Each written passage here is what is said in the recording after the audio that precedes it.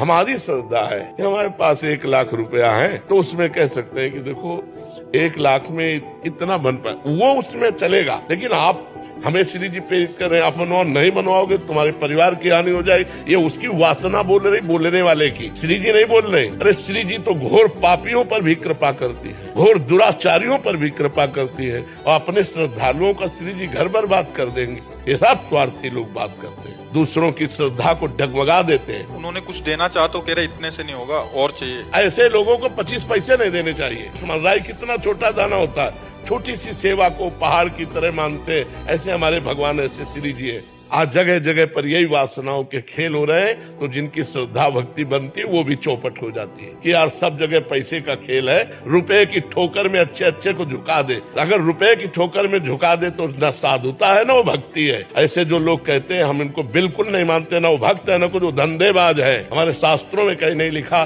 कि आप इतना कीजिए तो भगवान प्रसन्न होंगे, नहीं, इतना जरूर लिखा है कि आप चाहे जितने दुराचारी पापी हो उनके सामने ऐसे कह दिया मैं आप कहूं तो प्रसन्न हो गए। एक चुल्लू जल दे दिया, एक तुलसी दल दे दिया, एक फूल दे दिया, एक फल दे दिया, उतने में प्रसन्न। तवरी के बेर में प्रसन्न हो गए, सुदामा के तंदुल में प्रसन्न हो गए, विदुरानी के केले के छिलके में प्रसन्न हो गए। भगवान भाव से प्रसन्न होते, नहीं तो दुशासन के महल में जब दुर्योधन ने व्यवस्था की थी तो वहां से हट के विदुरानी के छिलके खाने न जाते। ये सब अपनी वासनाओं का खेल है, भगवान का खेल नहीं।